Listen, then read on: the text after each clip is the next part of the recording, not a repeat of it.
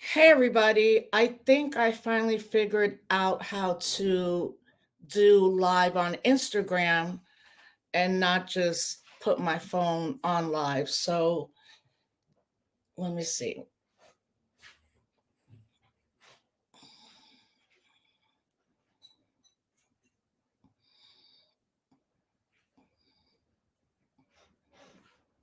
I'm going to try both ways. So hopefully we are streaming like Facebook, YouTube, and Instagram. And I would love for everybody to subscribe to my YouTube channel because I'll be doing extra shows and more footage on that. Well, I'm still waiting for both my guests, Dr. Joe Stein and Butch Ware. Believe me, I know about campaigns, and especially if you're doing interviews all day, things, might not always start right on time. But I'm on, and I wanted, because I did a live earlier about these comments that AOC had done, which were really terrible and so not real, and also use like language that was, I mean, when I saw it today, I was heated earlier and I did an Instagram live, but I discarded it before I could post it. And it was maybe out because I was coming in hot after what I saw that she said, so I want to talk about that, which I am going to talk about in the interview, but I'm going to give them a couple minutes to go on and encourage everybody to come on. I encourage everybody to go to thegreenparty.com and really look at our platform. I'm sorry, gp.org, and look at our platform, right? Because I always encourage people of any party to always read the platforms of the parties. And they're a lot, and it takes a lot of time to read them, understand them. But all parties, whether they're third parties or smaller parties, the major parties all have a platform. And I think it's important for people to recognize too that the Green Party created the Green New Deal, not AOC or Bernie Sanders, that the Green Party was for canceling student loan debt now for almost 20 years, and stands for so many of the things that pretty much people say they want. But when given the opportunity, fear sets in, and that's what's been happening. There's a lot of fear mongering around, telling third parties, like, or telling people if you vote for a third party, that's a vote for Trump. And that's not how elections work. And it's ridiculous and so untrue.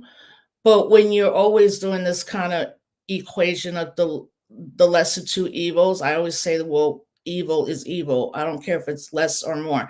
That's like when people say we can make prisons better. No, you cannot. Like, prison isn't better no matter how it looks or all of that. It's just not. And a lot of people I've been talking to and just every day are expressing to me like, but no, like, if I vote for a Green Party, that's a vote for Trump. And I try to break it down. And also, what people really don't truly understand is that third parties, but particularly the Green Party, is often sued by the Democratic Party to keep Green Party candidates off the ballot.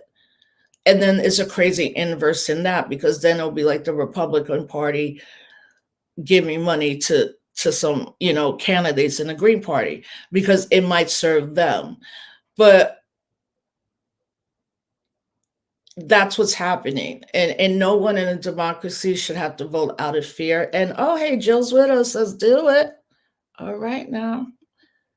All right. Let's add Jill. And here we go. All right. How are you? Holding up. How are you? How's anybody, I was just telling everybody she'll be here. Campaigns, you like, You tell your people, wrap it up, next one. So first and foremost, thank you. And I hope Butch will be able to share, but thank you So so much.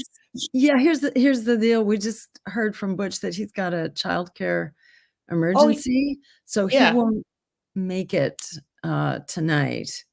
And we have the option, we could reschedule the whole thing, or, No, and we're have us here vote on now. No, let's keep going and we'll get Butch. do it. And I think at the end of October, you might be making a trip somewhere down south. Don't tell anybody yet. I think we know. And I'll be there for that. So, Oh, okay. cool. Awesome. Yeah. So, first, Dr. Jill Stein, how are you doing? I'm having a lot of fun, actually. The Democrats are really on the attack, and they're running scared, and it's really great. And I say, keep throwing us into the briar patch, because it really backfires every time they send out another attack dog to try to smear us, because they're running scared. They're losing it in swing states right now because they don't want to give up their genocide. If they would give up their genocide, they would get a lot of votes back, and they could, they wouldn't lose it in swing states where the Muslim American and the Arab American vote is not happy with them at all and doesn't want to support genocide. So a lot of those votes are coming to our campaign right now. And so the Democrats are really in a panic, and it's their choice. That's the price you pay for a genocide. You're going to lose the swing states. So Yeah, and I was telling everybody, before the way it's a lot of fear mongering, and like in any democracy, you should not be voting out of fear of the lesser two evils. And I think why the campaign is also surging is because also young people in general are just done with the duopoly. They're like, it's over. Like every time we trust something or someone or some party. But I wanted just to like peel a couple things first. So Green Party platform, we have 4 pillars: democracy, social justice, ecology, and peace. I was telling folks that it's the Green Party that created the Green Deal. You in the first run really pushed it forward, and then AOC and Bernie stole it. So that Green New Deal was the party first, and you. And they neutered it. They neutered it too. They really took the teeth out of it. Yeah. And then we have our values. If you look on the platform, of course, as a Puerto Rican, I'm always going to vote for a party, the only party that supports independence for Puerto Rico. But I did want to start with this. I was doing an Instagram live and thinking about when I ran in 2008, and I think I don't think me and Cynthia were treated well, not just by some people in the Green Party, but just at all, like from our own comrades and friends that were like, this, you're destroying your life, you're never going to work again, nobody's going to take you seriously. And for 3 years nobody did. And it's interesting because both me and Cynthia then went to get our PhDs. I'm almost finished, but we went at the same time, so I had many years to process it.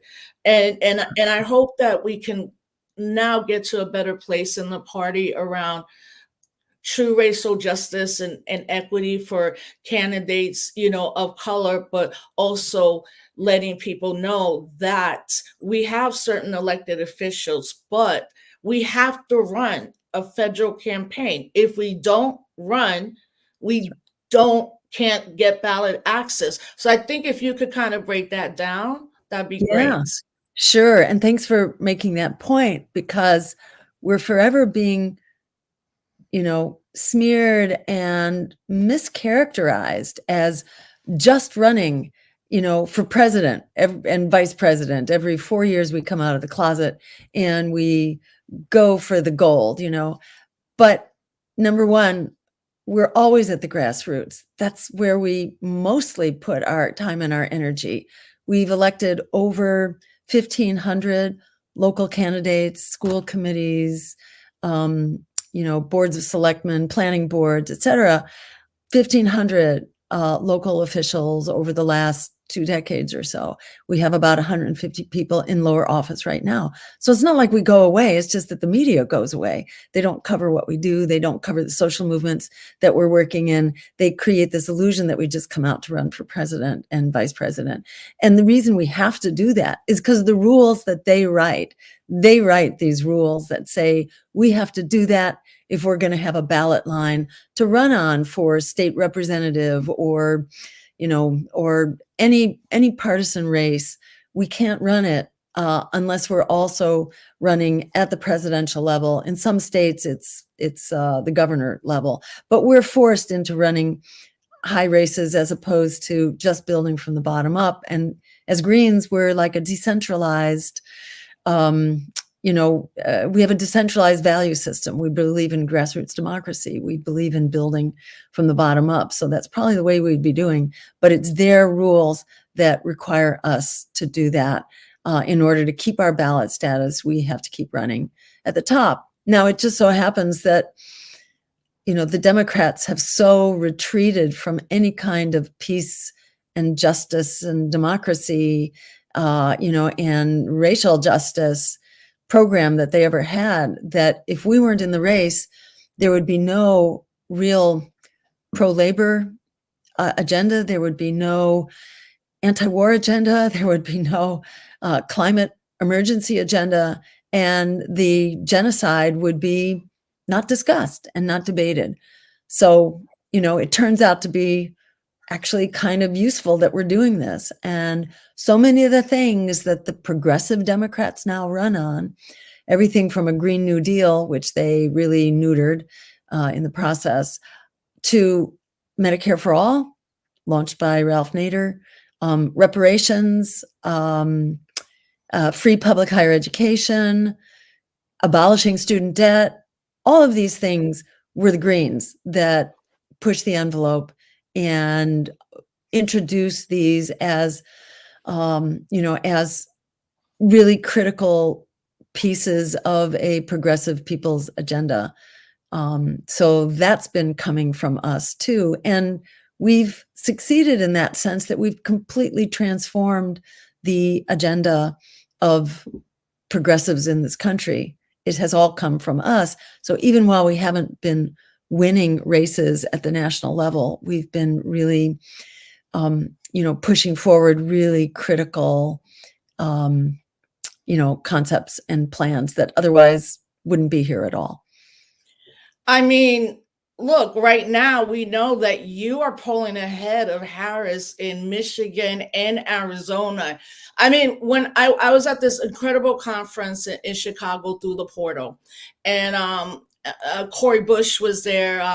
Rashida Tlaib sent messages. It was hundreds and hundreds of people, like some of the best organizer movement folks in this country and internationally. So I'm listening to it and I'm like, did I hear that right? And I was like, that can't be. And not that your campaign can't. The idea that there's a campaign that's going to cost $1 billion and then us as Greens, like I just made okay, maybe 5 million, speaks to the whole thing right now. Like I was listening to some journalists and you could see in their face, they're like, yeah, so Jill Stein is polling ahead. I'm like, it's not a secret now, and that's, I mean, when you've been out there, right? Like I definitely want to talk to you about all your support in the Muslim community. But when you heard that, what was your like, oh, damn. Yeah. It was kind of like, pinch me, am I dreaming? Is this really happening? I have to say that since our first, invitation to come and talk at a mosque, which was, no, it wasn't a mosque. It wasn't. It was a community center, actually, where the Illinois Muslim Civic Coalition, or it might be association, I don't remember, but one of Muslims are really well organized and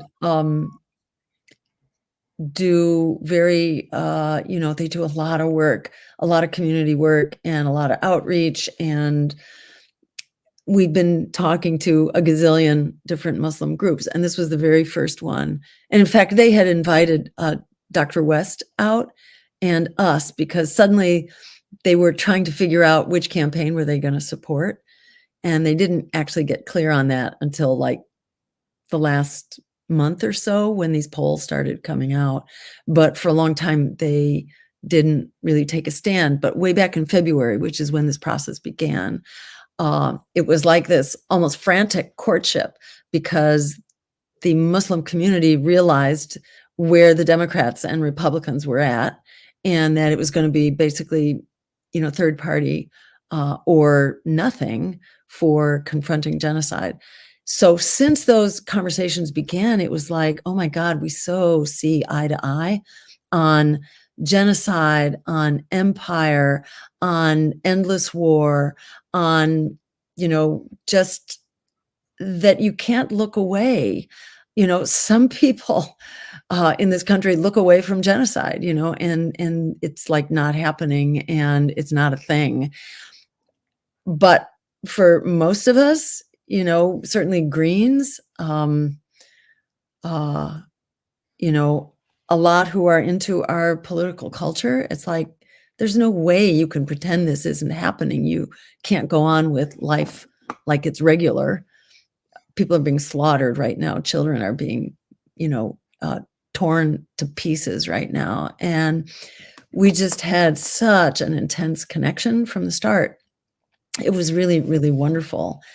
And in a way, it just seemed like a matter of time because there were other candidates. And I should mention Claudia de la Cruz and Karina as well as really eloquent voices that are out there. But what was different among our campaigns is that we've been fighting this battle for a while, and we know how to fight the battle to get on the ballot. And we know how to fight a whole lot of battles about organizing. It's really hard to learn it overnight. PSL, to their credit, they've been around for a while. They're great organizers, but mostly what they do is organize street action. They haven't been organizing in the electoral arena. They don't quite have all the chops down for doing that to really challenge empire. And, Dr. West, more power to him. But you can't do this solo. You really need a culture that has been fighting the empire for quite a while. And so Greens have been doing that, and you've been doing that for a long time. We learn how to do this from each other, working on each other's campaigns. So we have a real culture of fight back, and we know a lot of the skills. You can't invent that, and you can't learn it overnight. And so I think eventually the Muslim community just saw that we really knew what we were talking about, and we knew how to, how to fight the fight and to use social media and the press and to really push the envelope up against the empire. So eventually things kind of clarified and we started getting a whole lot of support, but it took quite a while. And I have to say, from the very first, it was kind of like, oh my God, this is a family that we're all kind of struggling with this genocide right now. And so grateful to have each other in partnership to build this up, to not only stop genocide, but to stop empire, and to dismantle it and to move from a policy of endless war and economic and military domination, which is sort of like the foreign policy of the U.S., to a foreign policy based on international law, human rights, and diplomacy. We need to move there. So this is not only about stopping the genocide, it's about really completely reworking U.S. foreign policy. And we just saw so much eye to eye because Greens, have been watching this. We've been watching colonialism, your struggle in Puerto Rico, so many colonial struggles we have been watching and living. And the Arab American community has also been living them, and have had to flee just incredible catastrophe after catastrophe. And so there was just such a meeting of our minds and our hearts around this fight. It just felt like, wow, this is really going to change the struggle. There's a whole group of people who have really been beat up by colonialism, by the empire, and by their migration and all that. They've really taken it on the chin. And then they sort of were trusting partners, first with the Republican Party and then with the Democratic Party, and got abused by each of them. I think they went with the dominant power. Many of them came during the era of George Bush, and so they thought, this is how you play the game. You go in the party that's dominant, because that's where you're gonna. I also think that we've seen the conflict as long as we've been born or become politicized. It's never been consistently this long. So I think there were people who were like, oh, this is only a couple of days. Not that it should ever even be 2 days, 1 hour, nothing. But and then when the reports start coming out, the carnage, the maiming, I was reading something in an environmental paper that said it will take 15 years alone to clean up the rubble. In fact, today, now the Israeli army is going in with heavy tanks, flattening everything. So I think there was an assumption that people would be like, this has happened before, but it hasn't happened at this stage. And that's the thing, like we're beyond, genocide, annihilation, extinction, Yeah. And now what's going on in Lebanon, and it is this consistent war machine. Honestly, I thought too, maybe a little bit, I'm not an idealist in that way, but I did think, okay, Harris she's at least going to say ceasefire. No. Okay, she's not going to say that, but she's not going to tell, let's not send another 20 billion. Well, they just sent another 20 billion. So when you're out there, obviously the Muslim community is like 100, and it's the first time, maybe in modern time, that they're like, oh wait, we're block too. Yeah. And when those young people said uncommitted, uncommitted movement aren't supporting either candidate nor third party. In fact, the Teamsters, for the first time in how many decades, are like, we're not supporting either major party. So you're out there. Are you getting a feeling of not just Muslim people, but like young people or whatever, like we're so tired, this has to stop. And how are we going to stop this? Are you getting that feeling from other folks? Definitely. And I don't know, did you see the interview on the Breakfast Club? No. Not only are we going to talk about that one, after this, we're going to talk about what AOC said. Yeah. Hold on, fam. And so the point there is just that the Black community is also really up in arms right now too. Yeah. And well, you know what, Doc? Let me just say so people know. So anyway, I never watched a Breakfast Club, but I saw, and I was like, oh, this is going to be interesting. And it's not that you even started talking. It's just Angela Rye, you could immediately see, like, and I was looking at her, and then I'm looking at you, and I'm looking at the guys who are like, and this stare to you, who then went in. You've never won anything. You guys don't win. You're white. You're from Massachusetts. But just the visceral nature of it was just disgusting. She went through her litany, and then you were like, oh, okay. And the minute you started talking, she was trying to shut you down, continuing to. And I think they showed themselves for the new, as Bruce Dixon and Glenn Ford made them, always rest in peace, labeled them the Black misleadership class, because all of you people, except for you and Butch up in this room, are millionaires. So you don't know what people are going through on a daily basis. And you can't comprehend the fact that we, as Black and brown folks, are also not stupid. So you're sitting there. You were good. I was like, I might have walked out. I would have been like, you know what, F this. But you didn't. So the responses afterwards, people were like, oh, okay, this is what they're about. I'm like, yes, please. I feel like you felt good because you've been in those situations before with just the nastiness of it. Oh, yeah.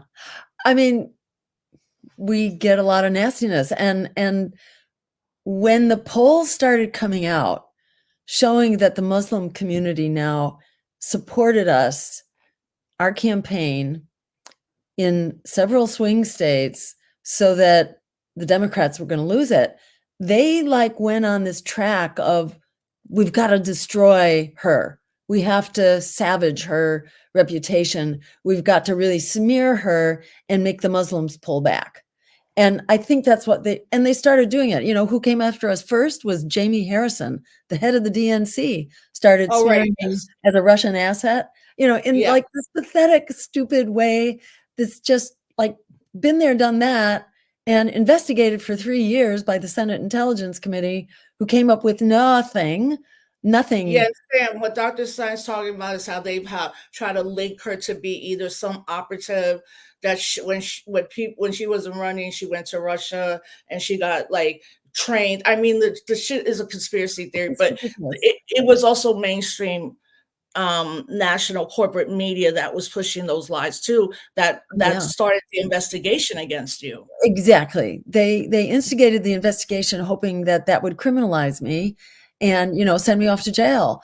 And they looked for 3 years and they couldn't find a thing that was, you know, out of bounds or in any way inappropriate. And, you know, I got basically a full clean bill of health, and that smear basically is over and done with, but they don't want to give it up because they don't have anything else to go for. So that's when they started coming after us again and using this old smear, which kind of, it's like all they have. You know, and they're still trying to do permutations of that Russia smear. And Mehdi Hassan, you know, tried going for the jugular on that one, but that's all they've got. And so it doesn't even bother me anymore because it's so pathetic and ridiculous and really just a sign of how scared that they are. So that's totally fine. But it really began in earnest, and it kind of became almost funny to watch because it's like they're twisting in the wind right now. They are really running scared and they don't know how to stop us. They could stop this if they just gave up their genocide, but they won't give up their genocide. So it's like, it's pathetic. They've brought it on themselves and let them stew in their juices on this. And that's what's happening. And after Jamie Harrison, then it was AOC, which was hysterical. I don't know if you saw Well, her no, look, Instagram I lying down. It was just I had so I had seen her, officious and and you know, aristocratic. It was really disgusting. Go ahead. yeah, no, no. So I had seen it, you know. I would say I've had a cordial one off here or there conversation with her. Hmm. But when I saw it in full, I didn't catch because I was watching you guys you both on Democracy Now! Today with Amy and Juan, and I don't know how I didn't catch that she used the word predatory. So, folks, if you go see what she says, you know, she's just saying like, "This is why I don't support third party or ABCD," and then she goes, "But people want honesty, they want authenticity, and they don't want a predatory campaign." And that's why I said later I'm going to talk about that. The idea that she even used that word It's hysterical. against, that's not just about you and Butch, that's against all of us.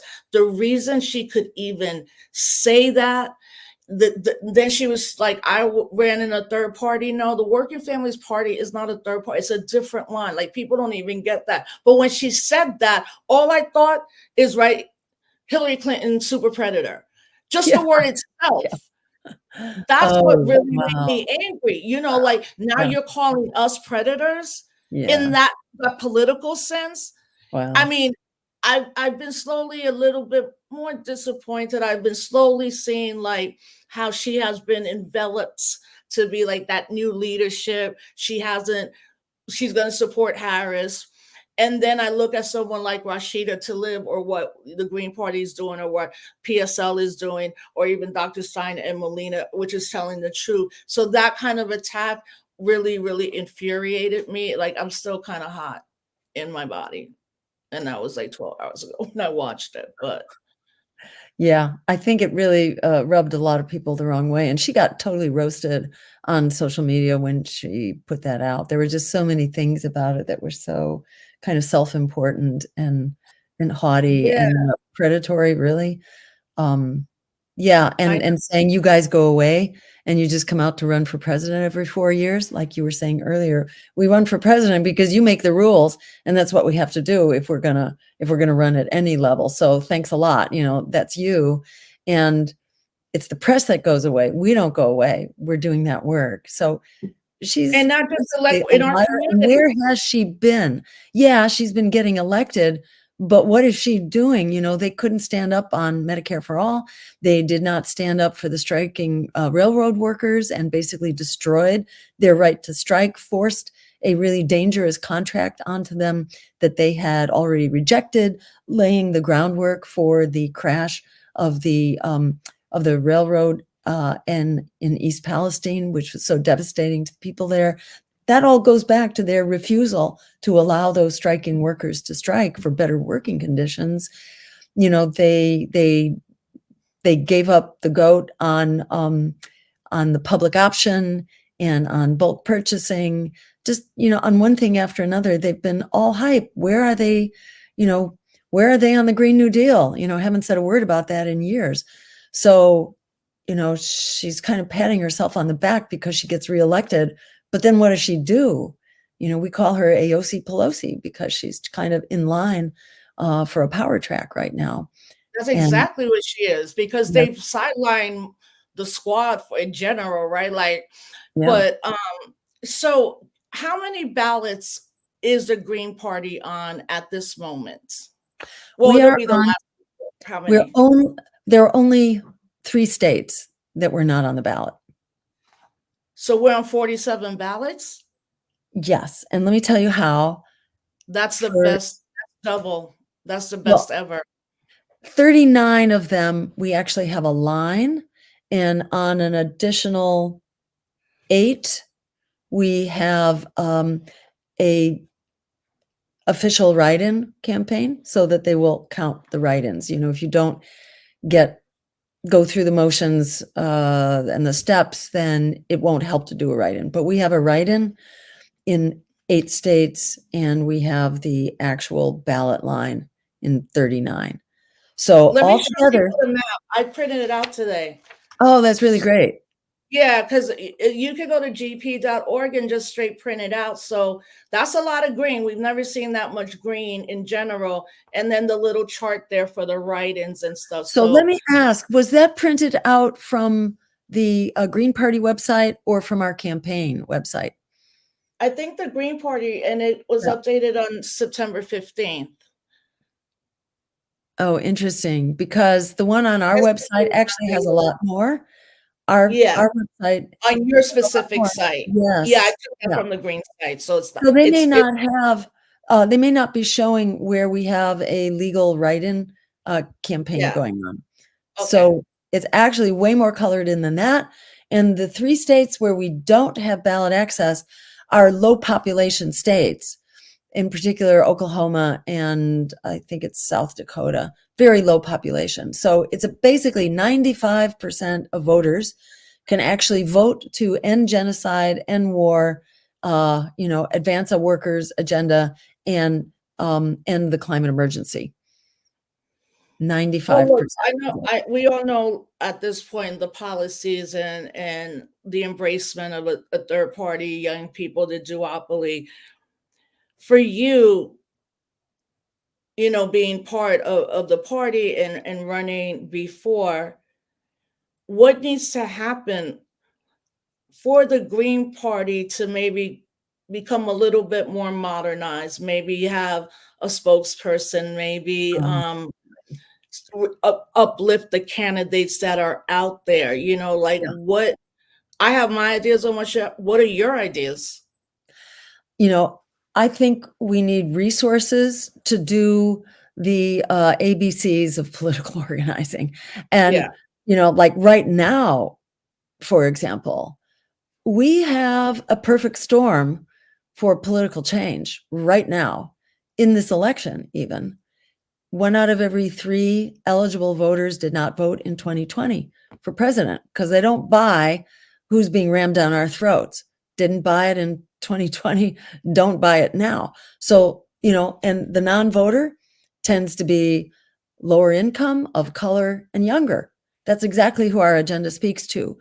If we are well organized, if we are doing, the ABCs of campaigning, and that means tabling, flyering, door knocking, and phone banking. It's not rocket science how you do grassroots outreach for a people-powered campaign. And then there's fundraising along with that. And you need organizers to help support people to do this. So we have better resources than we've had. We have the potential to hire more organizers, I hope. Depends kind of how the fundraising goes over the next week or two. We've been getting a lot of support now as we're coming up in the polls and getting more visibility. We're getting a whole lot more contributions so that we can start hiring more organizers and really turning the crank. So that's step one, as far as I'm concerned.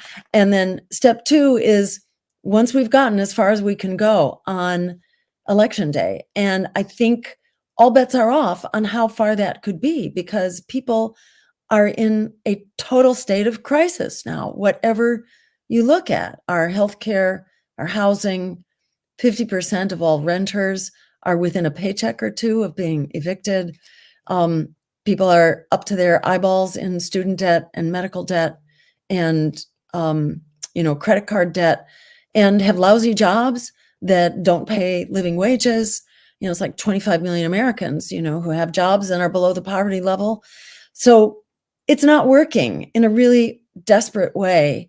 And people are really at their wits' end. And that's not even to mention the wars that are impoverishing us, where we are heading towards a nuclear catastrophe right now in both the Middle East and Ukraine, Russia, and then potentially China, and this military, which is sucking half of our congressional budget into this endless war machine that makes the world more insecure, more dangerous, more chaotic, setting the world on fire.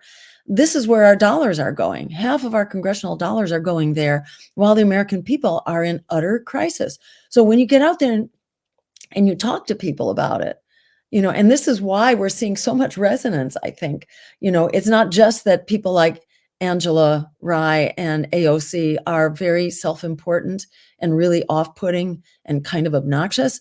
It's not only that, it's also that people are really resonating with a real people-powered agenda with solutions that would actually work right now if only we had actual public servants instead of servants of Wall Street and the war machine. So it's a really electric time right now. And I think all bets are off on how far we can go. And in my view, a win is doing the best that we can do with the hand that we're dealt. And we won't know what that is until the end of the day. And so I'm encouraging everybody who wants to end the genocide, who wants a $25 living wage for a minimum wage, who wants rent control across the country, who wants a tenant bill of rights so you can't be evicted, so that your landlord can remodel, raise the rent, and gentrify.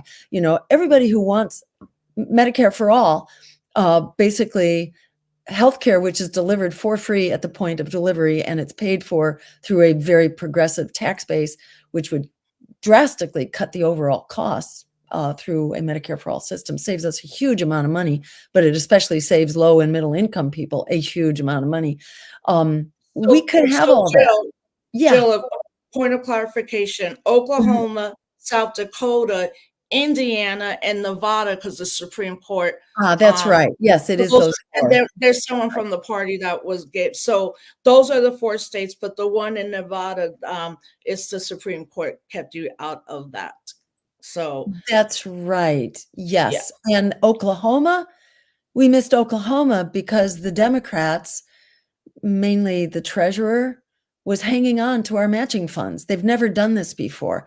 They refused to give us the matching funds, the public funding that we needed in order to pay for Oklahoma. And they refused to give it to us. They delayed that for about 2 months until all of the ballot drives were over. That's why we missed ballot access in most of those states. Where's your stand then on immigration? Where you stand? Okay.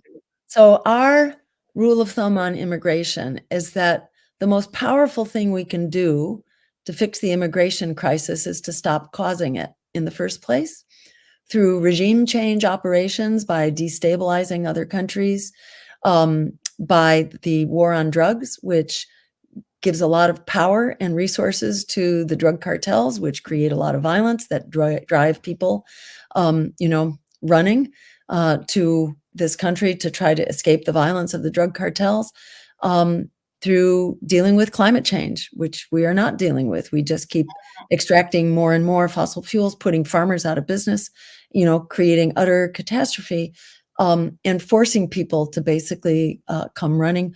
Also through economic colonialism, we, which goes hand in hand with regime change, we overturned Haiti's government, many times, but twice under Aristide. So we basically couped Aristide and then went in and reversed, for example, Haiti's minimum wage, which they had doubled to all of 60 cents. And then Hillary Clinton, after Aristide was out of the way, went back in and reversed that referendum, driving the minimum wage back down to 30 cents. This is why people are in utter abject poverty, misery. Haiti is, just dealing with the fallout from centuries of interference and economic, devastating colonialism. So that's number one for how to deal with the migrant crisis, by stopping the offending policies that are destabilizing countries and Yeah, forcing people to and flee. forcing people to migrate, to live. Exactly, to come running for their lives.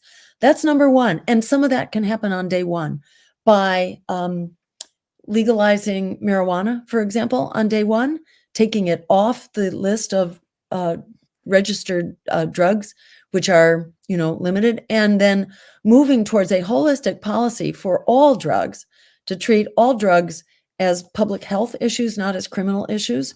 So that way you move towards decriminalization and then legalization, and you provide other means of both treating and avoiding substance use and addiction. So that's a whole public health program, but you can begin right now by legalizing marijuana and pulling the rug out from under many of these violent drug cartels. That can happen on day one. The other thing that can happen, which is part of our policy for immigration, is to forget the wall. The wall kills people.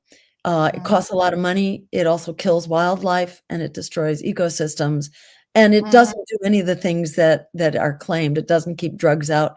Drugs are coming in through legal portals of entry, and who's bringing them? Right. Native-born Americans, not immigrants.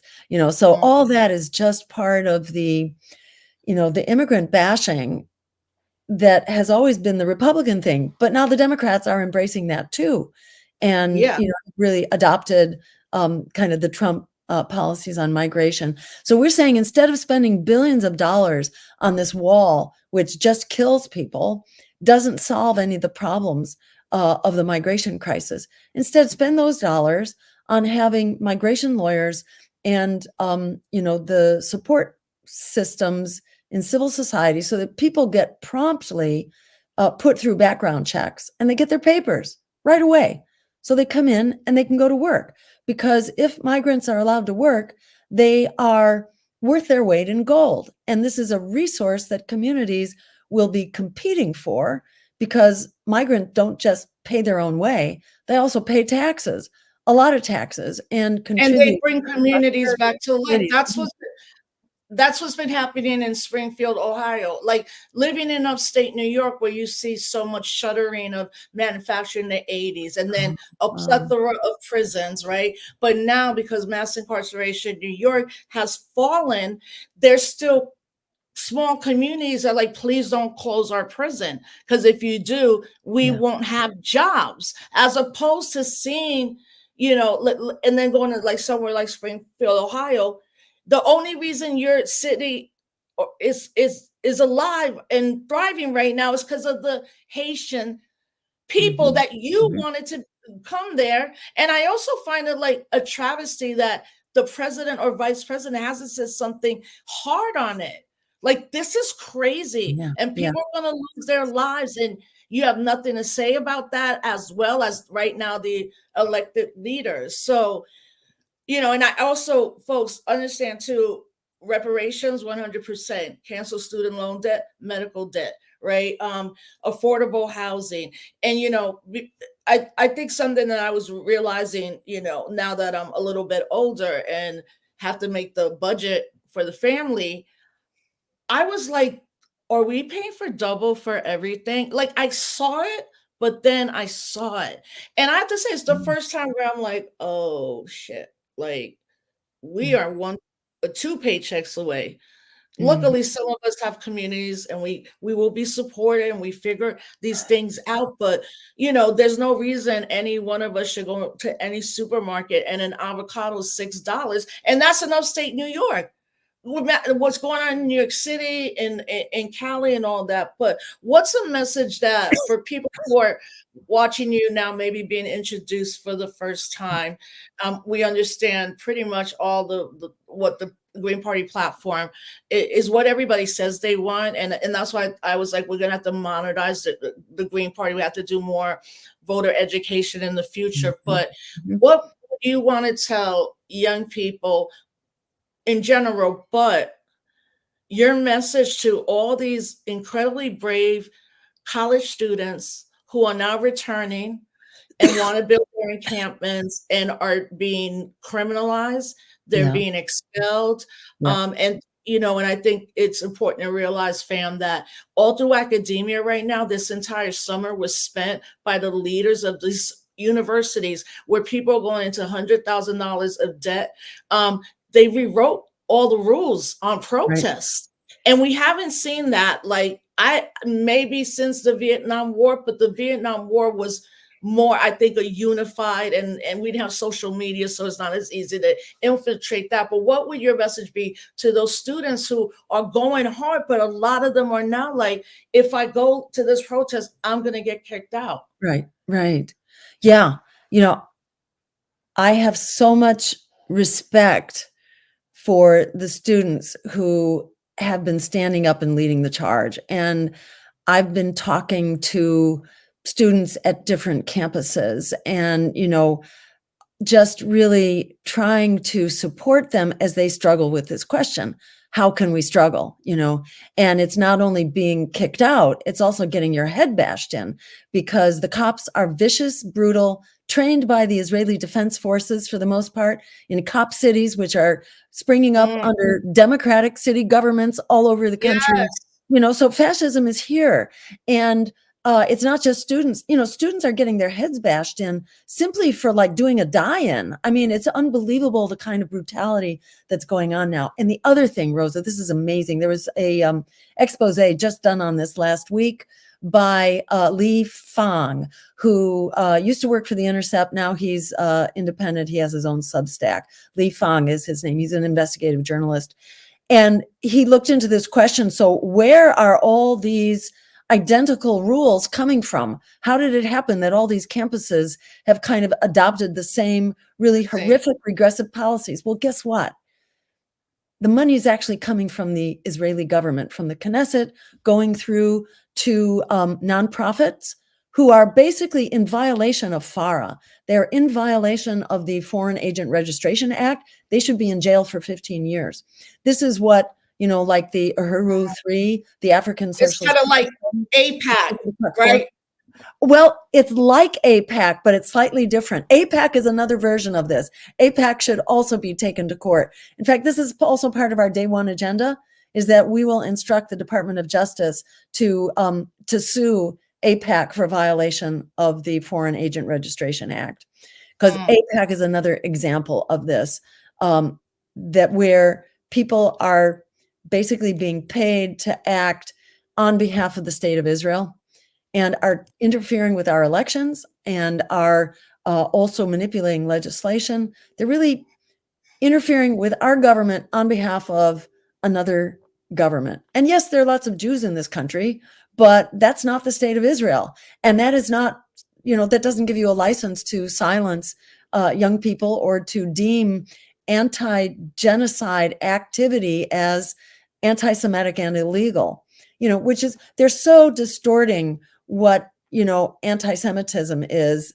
They're making Israel you can't criticize Israel. It's just outrageous. Why can we criticize every other country and our own, but we can't criticize Israel? It's just ridiculous. But it turns out there is method to this madness. And that method has to do with dollars coming from the Knesset to buy the policies being pushed by a whole slew of nonprofits. And that's separate from AIPAC. I'm not sure how AIPAC gets its money. I don't know about that. But AIPAC is acting in a concerted way to benefit another country and is interfering in our elections. We know that Israel has had much heavier hand in our elections than Russia ever has, if you look at the paper trail around it. So, these Israeli lobbying groups are getting away with murder and that's what's transforming all these rules on our campuses. That's what's driving the hearings on Capitol Hill, where they dragged in the presidents of universities, of these, elite universities, because they're the trendsetters, and basically intimidated them and excoriated them for allowing anti-genocide activity to take place on their campuses. And there's a bill pending called the Anti-Semitism Awareness Act that will hold universities accountable for violating like Title V or Title VI, something like that. But you can't. Yeah. The bottom line is that you won't be able to get federal dollars if you allow criticism of the state of Israel on your campus. That hasn't passed in the Senate yet, but it has passed in the House, and it's kind of a model. Or you have these 27 BDS bills, anti-BDS bills, that prohibit boycott, divestment. You can't even say the words. Yes, exactly. That too was a campaign that was pushed by these nonprofits who were being sponsored by the state of Israel. So that's not okay. In some ways, it's even more explicitly illegal than AIPAC. AIPAC, there's a little more gray zone, but these other nonprofits that are accepting money to lobby, money from the Knesset, from the Israeli parliament, in order to push policies that advantage Israel, you can't do that without being a foreign agent, a registered foreign agent. So this is extremely explosive, this expose that Li Fang just did. Yeah, no, thank you. I will read it later. Also, what I found interesting about those hearings was that it was only women. The women it was 3 women presidents, the patriarchy. So,